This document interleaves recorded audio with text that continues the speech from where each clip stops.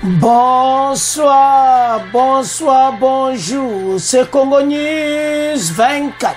Bande Konanga, comme toujours avant de commencer notre émission, nous disons merci à Dieu. Nous disons merci à nos chers abonnés et téléspectateurs qui nous suivent partout dans le monde et en RDC. Bande Konanga, soyez les bienvenus. À la une, chers téléspectateurs, on va commencer cette émission Bandeko. Au Balobake Yindi na Goma. Tuerie à Goma au gradé de l'armée et police aux arrêts. Bakangi Bango. Alors Toyoka déclaration Yapite Kazadi. Deuxième point chez téléspectateurs. Nouvelle Koi. Sur instruction de Fachi Pis Mabouilou et Ephraim à GLM. Barrière levée. Nabakse Nyonso. Jeune Afrique. Abimisi. Ba vérité nyonso. Alors, les assommes mon émission Bande Konanga. Des troisième point chez téléspectateurs. Kagame, Fenaye Kakabande Kozako annoncé parce que Boyoka Oyo RDC Basali, décret statut sur la réserve armée de RDC et Zamena adopté. Donc, ba réserve, armée ezo koma ya kosakanate, président rwandais, Yebela. Na armée de comme des bandades yebela. Alors tokoloba si armée rwandaise pour na fenaï peut-être avancer l'émission na biso. Chers téléspectateurs, émission na biso bandi et commettant sur l'ensemble la situation politique à RDC. Toko bande émission na biso directement toko kende bandeko na Kivu. Na Goma et pas wapi délégation a conduite na Peter Kazadi. Oaza VPM ya intérieur tokoyoka ba déclaration na ye. Alors bandeko bazana bemba na commission mobimba ba expliquer makambo ndenge legaki. Bandeko ba décision quoi. Les hauts gradés de l'armée, commandant ya garde républicaine et belé baza ozare. Makambo za somo oazo diriger région militaire akuna. Alors commandant on appelle à donc des hauts gradés de l'armée, c'est-à-dire Bao Baza pena en tête, Baza devant la justice, va personne beaucoup à justice, beaucoup yoka déclaration aïe moko. Et je là que ça clairement été, ba kondi ba mojo ba décision moko ma kasi ko sakarati. Parce que population a koko kufa sundenge warati, tout déjà baso boma biso na ben bandoki ya Congo. Na bien-aimé à Congo, biso mo lisuto ubomo andiko na biso za malamuti. Des situations malgré ben infiltré ba kota kina kati, il fallait ba kende la ngona ndenge moko professionnalisme. Mais ça n'a pas marché comme il fallait. Il y a eu des morts. Alors mokonza mboka atindi commission spéciale, il y a vice-ministre maintenant personne mboka justice, auditorat militaire bazubango. Tout cela ils ont fait sa leçon à boba tikali. Été ce qui m'a kambabouezali to yeba ndene a calmer bang mais to comprendre parce que Goma to lingi mobulu kunati et puis to za l'état de siège il faut baye que ba marche l'état de siège il faut ça la programmer to za na kati ya guerre to za na tammo kote ko sala ba marche ya mobulu na kati ya Goma mais peuple toujours azaka gagnant alors mokonza mboka apesi pouvoir na peuple bakangi bakonzi wana. Alors melone tontoloba bandeko nyonso ba osala ba marche bokeba infiltration soi-disant les wazalendo bazaba faux ba wazalendo mais loko dini bakangi ba au gradé l'armée et ça pour ba faux wazalendo te et ça parce que ba innocent congolais ba koufi. Ce sont des vrais congolais qui sont morts mais tandis que les rwandais oh, tout bien infiltré, oh, tout bas côté na kata masulu, bango baza en vie. Mais baza aux arrêts. À peu près 143 civils, baza arrêtés. Mais le tombé à cette zake, bake banamboka na biso. Président rwandais déjà ça un problème na mboka na ye, aye ba ete, ou azo luke para biso, ou ya banda depuis 30 ans, ils ont comme suka. Alors, ba décision koi, bandeko, to tanga, to landa oe koi. Alors, et indi tuerie à Goma au gradé de l'armée et police aux arrêts. Donc ba au gradé nyonso na police alors ba wazaka impliqué na drame. Ce lundi matin, les échos des auditions menées jusqu'à 2 heures du matin résonnent encore dans les couloirs du gouvernorat du Nord Kivu. Le ministre des Droits humains Albert Fabrice Puela a déclaré depuis hier dimanche à 9 heures jusqu'à 7 heures, nous continuons les auditions des autorités militaires et policières impliquées dans les drames de Goma. Le 30 août que nous condamnons, des sanctions sévères sont en préparation. Les premières conséquences de ces auditions sont palpables. Le commandant de la brigade, colonel Mike Mikomba, et le commandant de la 19e régiment de la garde républicaine, commandant Donald Bawili, ont été interpellés et présentés à la justice militaire. Peter Kazadi Kankonde, vice-premier ministre, ministre de l'Intérieur, Sécurité et Affaires coutumières, a affirmé qu'un procès en flagrance serait organisé très prochainement. Appel à la dénonciation.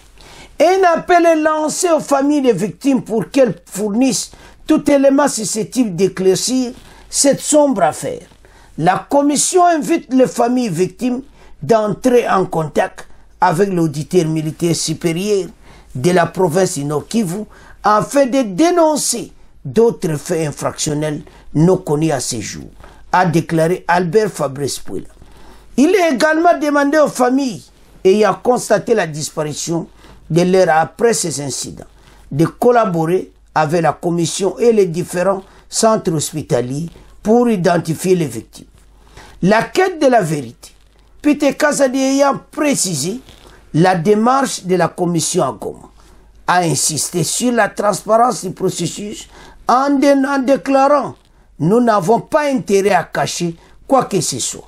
Toute la vérité sera connue, toute la vérité sera dite à la communauté nationale. » Dans une villandaise, ces mots sont venus d'une promesse d'espoir et maintenant, la décision est quoi?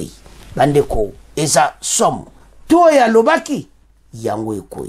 Alors, sans plus tarder, Tolanda, Peter Kazadi, bon, to avancer l'émission parce que bazana colère regret zoloba donc ben badon bazana kanda osakanati parce que tous en état de siège. Dans leur état de siège, il faut un respect zala. Il faut soda asala peking et puis population ben filtro nyoso baza ozare vérité zoeban. Makambo zaminen. Vice-ministre de la justice bango nyoso baza présent. Alors, makambo za auditorat militaire. Avançons.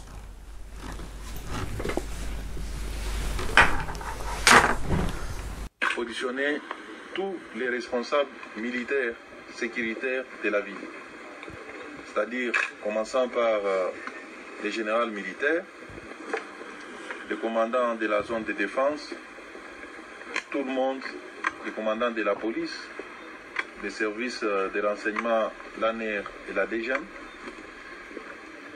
À l'issue donc de ces auditions et sur instruction du commandant suprême,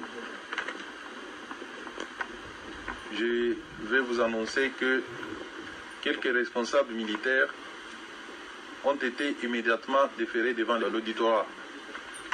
Il s'agit du commandant de la brigade de la garde républicaine et des commandants régiment. Ils sont placés en détention et un procès sera organisé dans les heures qui viennent pour que les responsabilités soient établies. C'est ici l'occasion pour nous d'en appeler au calme. Nous demandons à la population de rester calme, de faire confiance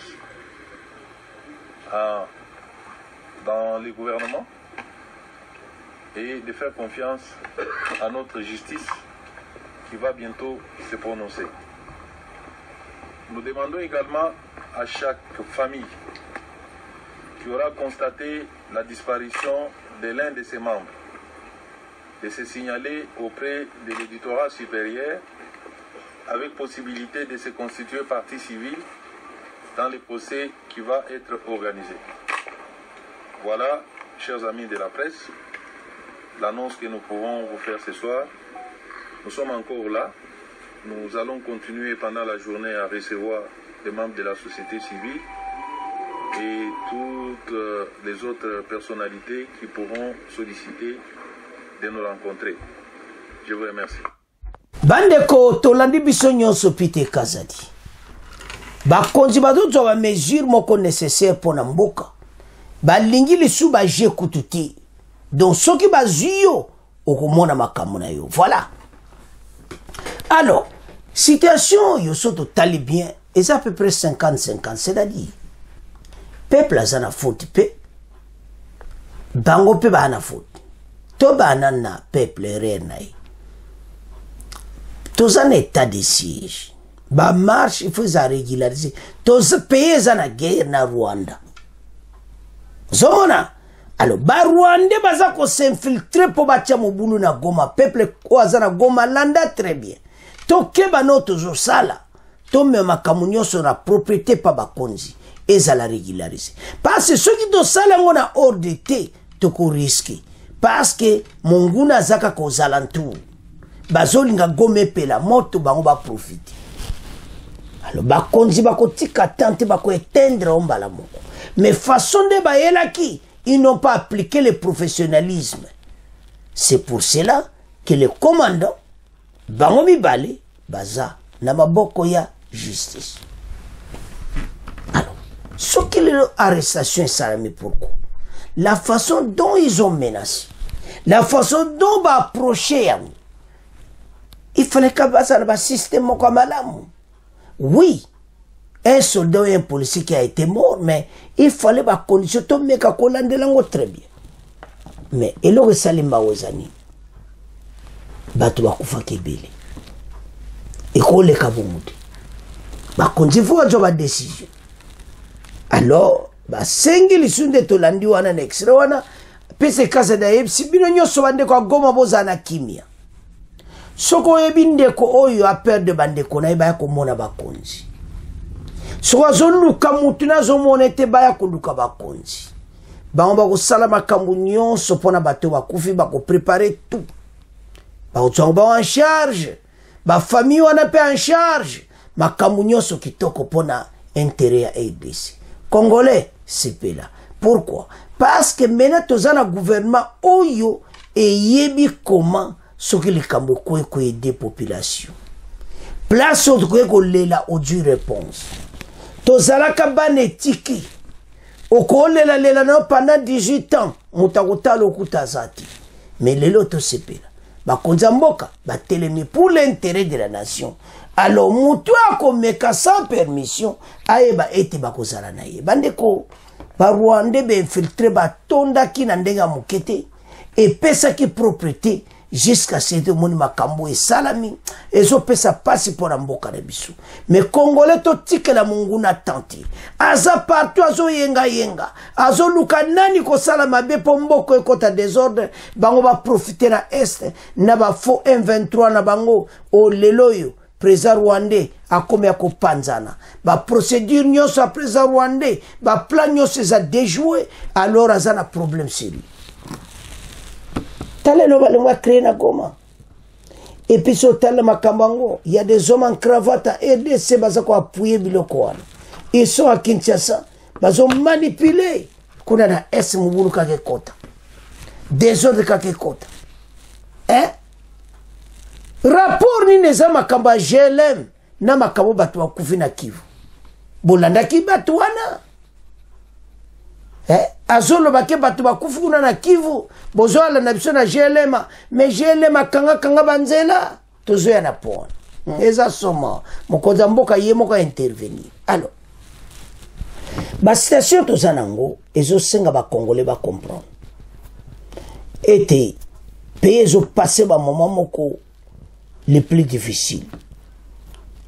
À partir il y a Est, il y a agression rwandaise. Mais les défis à relever parce que on se préparer en conséquence. Boye bete, ba réserviste, ba adopté en. Président Kagame a un problème Zambé, Fati, somo. Alors, maintenant, dossier ya est tomeka ko résumé, c'est-à-dire tango mobulu wana esalamaki bakonzi bango moko oya commandant ya régiment ya 12e région militaire na Nord Kivu bamemaki yango na ndenge ya mabe.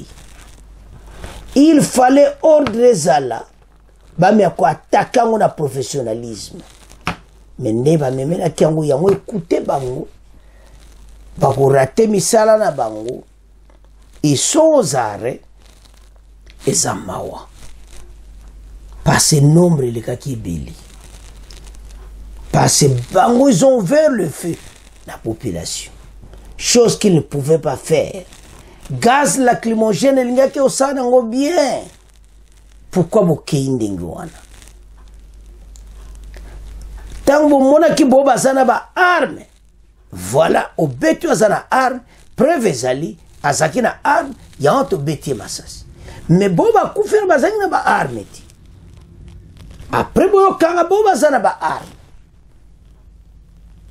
osomona bakene nango pena mabe. Mais il faut toyeba ete baza bafaux bawazalendo, baza bavrai te. Bandeko bawazalendo oyo boza na kati ya masisi toopesa bino mbote bokontinue bulo malamu, mais ba oyo babimi na biso oyo na Goma awa avec un Bisimwa le nom soki kakomba passé Bisimwa, mais nous connaissons ba Bisimwa mosusu baza baopposa baza barwandais oyo baosala makambo na bango. Donc oyo balingi kotia mboka mobulu baza bakota 123 les mêmes noms Bisimwa bolimbisaka mpona kombo, mais déjà tomona prêtre wana mpe ya bawazalendo tomona mpe clair te. Donc bazomona pene ya aza muta Rwanda kaka. Alors bandeko to comprendre ete il fallait ba agir, mais berere ezalaki tango osali erreur il faut bapinir. C'est à ce point ete baza mena na maboko ya justice, mais population bokanga likambo tozoloba toza na état de siège. Ba marche il faut ezala bien organisé na ye moko armée. Soda akolinga te tango bayebisi ke Goma wana jamais erreur ezala te, Goma mobulu ekota te. So Goma mobulu ekoti mboka ekufi. Alors ils ont agi dans la rigueur, mais kemabe bandeko na ngai baza ozare. C'est à ce point to comment clôturer premier point, to comment qu'il y a deuxième point. Alors chers téléspectateurs, to comme na point na mi balé bandiko, Jeune Afrique a dévoilé ba secret sima ya GLM oyo ex-président Kabila asalaki. Bandeko akanga ba balabala makambo za minene. Donc mokonza mboka a dû décision a obligé sur instruction du chef de l'État batindi babuka GLM ba lever ba barrière dans tout accès à GLM. Ba balabala nyose fungo mandenge zalaki et puis pis mabulu yé moko présent. Akamoza minene. Kota kingankati donc ça fait mal. Kabila za en colère, azana chote. Ben souci outi likolo. Parce que comment qui on dirait des ordres entre ba travailler boba osa banzela oya habitat ya pièce mabulu na batu oya ex-président Kabila. Alors bamatata makelele wana nyonso epesa ki propriété il fallait ba kitsa oyo kaka yemoko Ephraim apesi commandement na ba gare républicaine bango tuna nzela. Alors bayi balongoli ba barrière et tout est amour le moment en contrôle ba accès soit GLM et maintenant contrôlé par la gare républicaine. Et puis batapis mabui le présent lui met présent alors ba accès soit tous les accès oyo bakangaki nyonso babalabala bazwi bazongisi yango. Comme ça, j'ai les mains pour moi parti dans Wezala. Oyo bakangaki wana nyonso ezonga na maboko ya leta. Eza ya koyinda esi eyindi. Alors, Jeune Afrique a détaillé yango très bien. Mais l'autre ntolo bezanini. Ex-président Kabila, il faut comprendre qu'il y a la loi. Il y a kokanga quartier mobimba tena ba balabala. Et puis ebele ba yeba kite. Et koyeba na après. Mokonza mboka en tout cas sepeli nangota. Alors président Fachi yemoko sur instruction na ye. Kingankati mweba lobelo kwezati. Parce que bandeko uti likolo. Et comme ça, et bato a Kingankati babani ko se plaindre. Balobio comment bazo traiter ex-président Kabila ndengwa? Non, bandeko. Yangwa binomo bo créer kaka ba polémique. Et ça makambo eza dire comment bo loba ki ba maltraiter? Non. Et ça ba loi. Yo tongi na balabala. Yo kangi ba aksenyo sa ba balabala. Soki ba eko longola yo ba fungolo ba porte so ba nzela ba kare ba na koleka. Bando keza ipelona ba balabala ba kanga kanga. Ba buki ba miro anyoso ba balabala ezongi mobimba. Ezaya ko inda esie indi entre le gouvernement ba indisi Kingankati mawatu. Alors totang.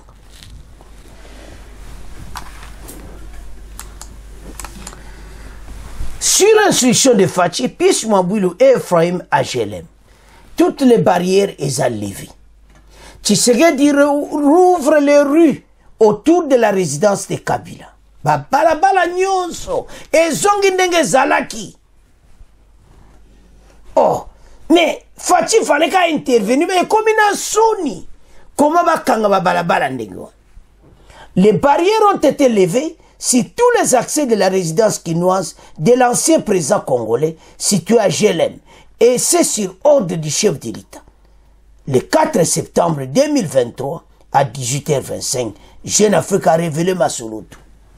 Sur l'instruction de Félix Tshisekedi et sous la protection des éléments de la garde républicaine et de la police militaire, les agents du ministère de l'urbanisme et de l'habitat ont procédé ce 4 septembre à la réouverture des avenues autour du domicile de Joseph Kabila, lesquelles avaient été fermées au public lorsque celui-ci était au pouvoir. Il s'agit en effet de la résidence officielle de l'ancien président, qui lui sert également de bureau. Le commandant de la garde républicaine Kabi Riza, Ephraim, l'a signifié à Pius Mwambulu Mbayou, Moukala, le ministre de l'urbanisme et habitant, dans une note datée du 31 août que Jeune Afrique a pu consulter. Ephraim a ici Pius Mwambulu Batuba Kitana terrain. Dans un tina ba garde républicaine ba kozala wana, Pius Mwambulu yemoko en personne. Masolo kitoko. Alors, lettre koi, si ben sousson mokonza mboka, ba barabala nyonso tour à Gelem et Fungwami. Oko bougete. Kabila Azanakanda. Batunaï balobi comment bazo maltraité ex-président Kabila. Et c'est ça, mais la vérité est bannie. Pour le moment, soli kene sozanakin kene kotala ba balabala nyonso Fungwami. Donc on comprend était mais où c'est qui balabala te? Oh. Mais ndene comme je l'aime akanga tout quartier Mobimba. En tout cas, qui bokonzi, ko botola ba balabala. Bandeko. Ezamawa. Alors, ce 4 septembre, à la réouverture dans l'élo, réouverture de ba balabala nyonso, autour à Gelem, Yango Jeune Afrique a détaillé yango très kitoko. Il fallait qu'Akafacha intervenir. Trop, c'est trop. Mais, si koyo batunaye bazo loba n'importe quoi, que bazo nyokola, expressa Kabila. Ba nyokoli sur quoi? ba quartier mo mbajele mwana ba balabala ba negoso otali ngwa na Google tala image ya Google omona comment bakanga ba balabala ba avenue alors barrière wana to ba chacha to ezlongwe banzela nyose fungwami bakare kunkoleka nzela polili eza ya koyinda esi yindi. Chers téléspectateurs totangi, mais comment ex-président Kabila alobaki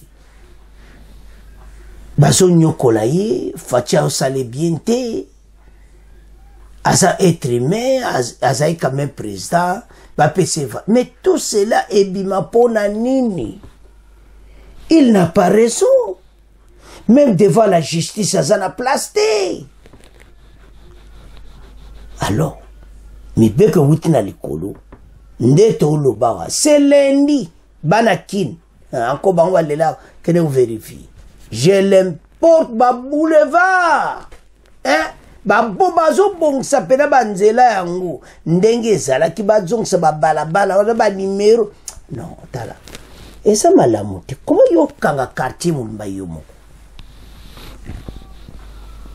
bozo kona teke tango zolo baka somba kyango basomba ka balabala ozuma teke jeza fo okangi avenue komi na kati ya lopango na yo eza biloko tozo vivre kalalera Mobutu oyo ko akanga bwena ma campagne akanga quartier bweno masolo alfesila tozana ero état de droit mutu nyonso azana posa liberté yango totiko bweno akanga nde babalabala leta botika makama solo toyaki oyena VPM o bwena bweno masolo lokuta problème eza wana ezaki ye atonga eza ba construction anarchique na babalabala ndenge ngobila za ko buka na lemba ndenge mo bakyo buka na GLM, c'est-à-dire eza mibeko construction anarchique na RDC koza insulté tala peyo yo basaka na ngomingi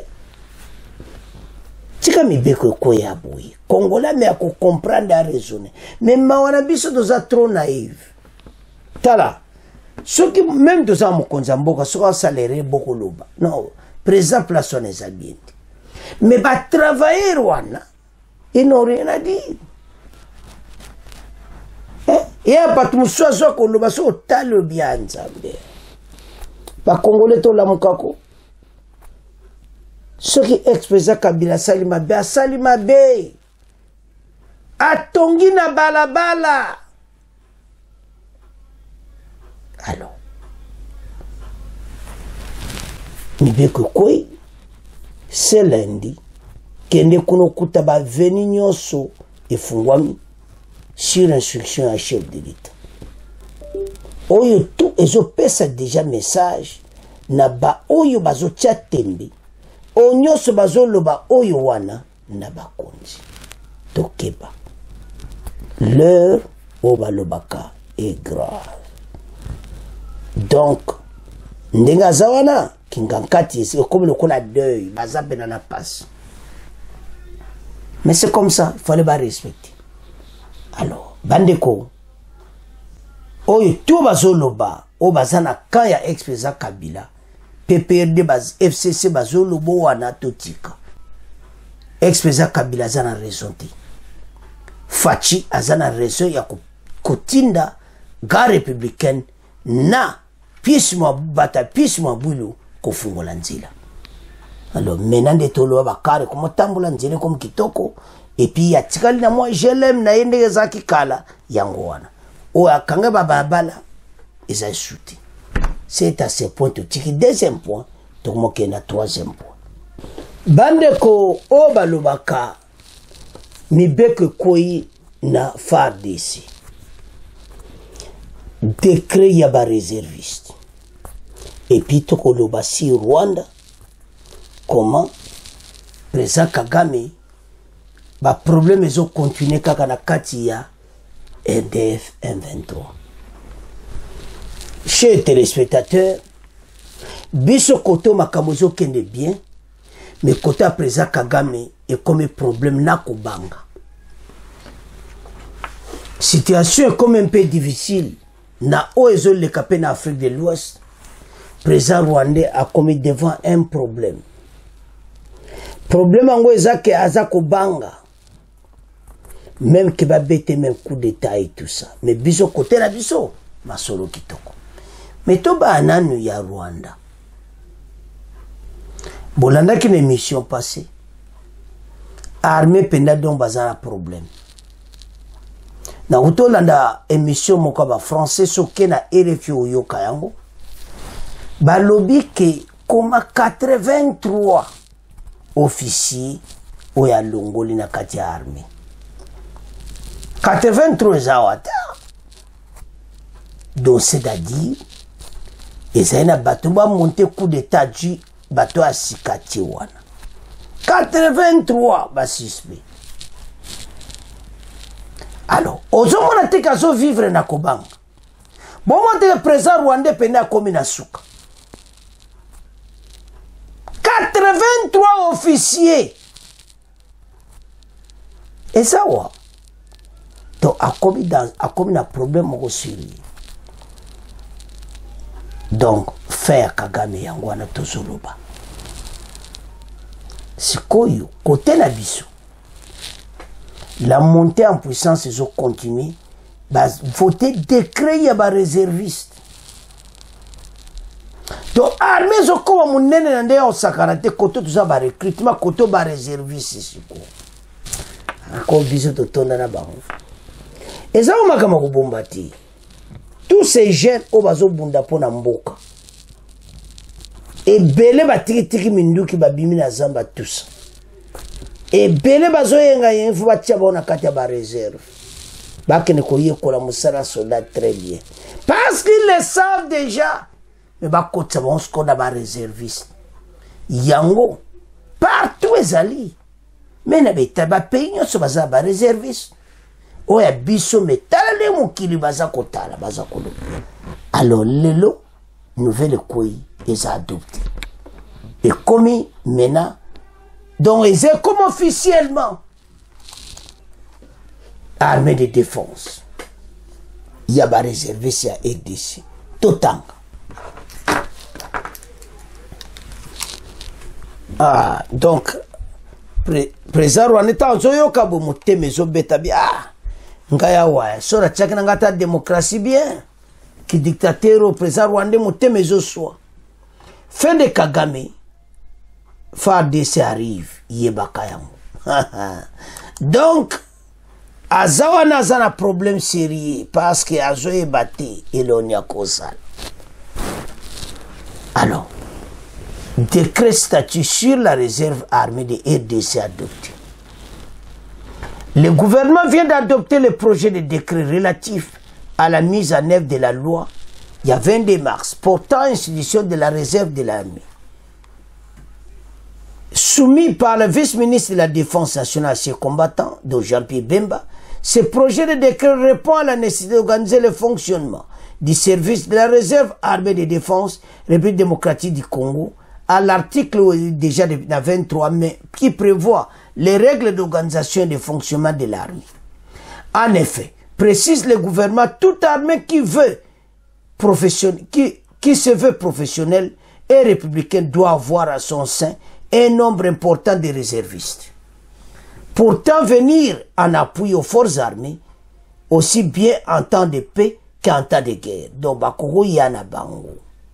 Bien que en temps de paix, pénatan à guerre. La vice-ministre de la Défense nationale à ses combattants a indiqué que le présent projet a pour objet d'apporter un renfort temporaire aux forces armées de la République démocratique du Congo pour la protection du territoire national, de participer à un service quotidien des unités des forces armées de la République démocratique du Congo pendant l'engagement, de donner une expertise dans le domaine des armées, de soutenir et d'appuyer les forces armées de la République démocratique du Congo dans les circonstances particulières définies par le groupe qui présente les rangs de 111e réunion du Conseil des ministres du 1er septembre 2023. Donc, makambo tout ezaki adopté ce vendredi na 111e conseil des ministres. Donc, makambo za minene. Bandeko, makambo ekatamaki vendredi ezakaka ya minene na minene. Donc, président rwandais ndenga zawana azo comprendre ti l'organisation biso armée zo sala. Ye kuna zo longola batu. Donc, ezanga wa. Oyo kaka peur du coup d'état. Il a peur. Mais yo kima coup d'état ndeni. Tango zo kima ekoya kakati. Donc azo mona telo ni akosala mais makambo etanga mindenge wana. Azo mona. Alors, faire du coup d'état décret statut sur réserve bandeko sur les réservistes adoptés. Alors, tango ba adopté ango maintenant makambo komionde tozalo ba wazalendo ba kota na ba réservistes ezala mena officiellement ba kotier makambo to ko tambola nango et committant oyo bat mutu nyonso de toute façon ko kota na yi ata baza mutu nyonso parce que ils ont armée zo comme à niveau likolo. Il a précisé que ce projet de décret statue sur la mission et la perte de qualité de la réserve armée de la République démocratique du Congo, sur l'organisation et le fonctionnement, sur le traitement et sur le régime disciplinaire, ainsi que les dispositions finales. Il est d'une importance capitale pour le renforcement et la montée en puissance des forces armées de la République démocratique du Congo et surtout la diversification des ressources humaines pouvant défendre l'intégrité du territoire national. Boyebi poto resina esto freiner président Kagame. Parce que pour le moment, ça a peur à coup d'état. Pour bare maniema toi au salawana parce que c'est bido azobanga. Bande ko obolana que émission passée makambo za minene peur à coup d'état. Kagame change les généraux. Ndebo zomona wana azana problème parce que akotia nani ya akotia. Ozomona yango omoni akeko zwa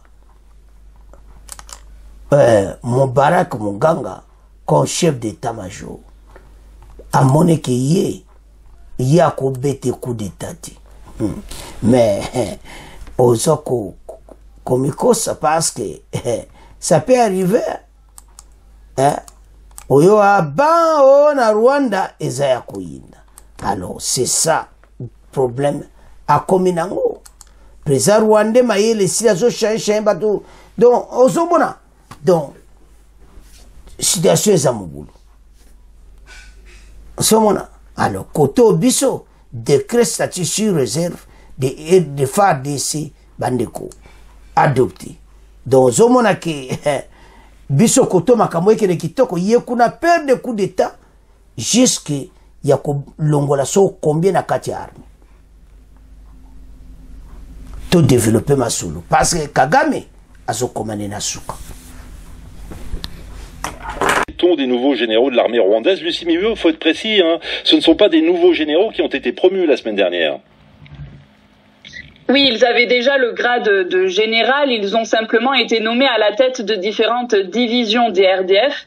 La nomination qui avait fait le plus parler, c'est celle du brigadier général Andrew Nyamvumba à la tête du collège militaire de Nyakinama, une nouvelle fonction accordée seulement une semaine après l'annonce de sanctions prises contre lui par le Trésor américain qui accuse la troisième division des RDF qu'il dirigeait auparavant d'être entrée sur le territoire de la RDC et d'avoir attaqué l'armée congolaise conjointement avec le groupe du M23. Alors il faut rappeler que les autorités rwandaises ont toujours démenti tout lien avec les rebelles et toute implication dans le conflit au Nord Kivu. Chers téléspectateurs, tolandi biso nyonso wana ndenge yindeli Kagame kwa kotaki na RDC. Armene ko panzana bolandi tant tolobaka ke bande ko s'abonner au vraiment solo. Donc Kagame a un problème sérieux. Armée na ye et pas de bolandi wana trésor américain bayindisi pene yoka suka na koyindisa babeti suka na biloko Kagame mawatu. Alors bandeko nanga eza son. Alors tozonga na dossier ya ba réserviste bandeko totangi wana décret oya ba réserviste asole sili parce que maintenant au kande bakao tozala ngwa bitumba donc batu bakokota na bango ba réserve baza ko entraîner bango na chaque armée ba réserviste baza ko entraîner bango bango ba na pui na armée mbala moko et pas na biso ça facile na banzele belé et puis déjà banda baloba kango l'air wana ministre de défense à Kalazalaka avant me bemba kota balobela kango mais ce vendredi ba adopter et comme maintenant marche mokoza mboka osala tout armée na biso comme na niveau mususu. Alors tant que ça va réserviste c'est-à-dire aucun problème tu as ngo porter aide na armée. Alors biso koto dozaka s'organiser ndeko mo atuna question ah bozo s'organiser ka boko attaquer Rwanda mu colonie ndeko ranga zana kimia na réponda ki ozana kimia nde tozo kendeza bien tant qu'à dernier sifflet ko beta wana mu koja mboka se alobaki option asuka mais toujours soza malamu parce que côté kuneza ya kopanzana tala oyebi ya ndenga zo changer wana oyeba aza sur na position de c'est-à-dire azali soupena na position moko fixe azoyeba te nani na ko confier nani na ko confier tandis que biso na aider c'est un problème te parce que sango panzani partout que yende kalate kelele kokoye mais na ndenge to ndena landi ba français mission na bango so kena RFI lande mission wana kaka eleki kaka lelo kende yango to pesa ka message pour comprendre makambo tozoloba balobi Kagame akomi na position moko do mwaiti pa makambo oya 123 oyo mote bendele ba problème donc azamo sikate na coup d'état kaka batuna moto ko bete biloko pays wana to koma na président mo sika continue pe ane bien to zongi na leto akile lero na Biarimana na Mobutu ba na mo bien alors pays wana ko songa na calme tala position comme nango azasu na confiance me bande kone ba tutiti chef d'état-major a tutsi obo moni wana Mubarak Muganga et puis ministre de défense a tché outu y'a comme un problème y'a jamais ça la bon batne tout si batwa la armée mais à côté ce qu'on a ba outu parce que mon situation comme mon boulot est-ce que et que ce que la président rwandais ndenge et ça courait sur la mission na oyo entre-temps tozonga côté mboka côté masola kitoko décret voté ce vendredi il y a ba réserviste il y a armée donc mboka ezokende très propre président rwandais ayebela kalate tozala ye soki ba norme tozolanda te farde sa kokota kigali pe tosilisi masolo mais malembe pesa Rwanda luka ki biso pa ko vivre azomona ngo pe déjà azolenga comment yo longa 83 officiers mbala moko ka ndenyo et puis c'est sur na confiance bande ko no ba tout cité comment yo ti chef d'état-major nanana ti ba on bene équivalent ko ministre de défense outu atiwa donc so tala au mona kaza a comme un problème. Alors bandeko biso la montée en puissance binebo pambola ka fa DC bende le koyati kaka mikolezo kende bango bazo dinda kaka mais biso la montée tozo monter kalate to koyoka sango Alors bande konanga bo continuer ko s'abonner ndeko na no s'abonner te s'abonner wa masolo kitoko on ça jamais dessus. Alors c'est à ce point que comment clôturer mission na biso. Bon partager. Au revoir. À la prochaine.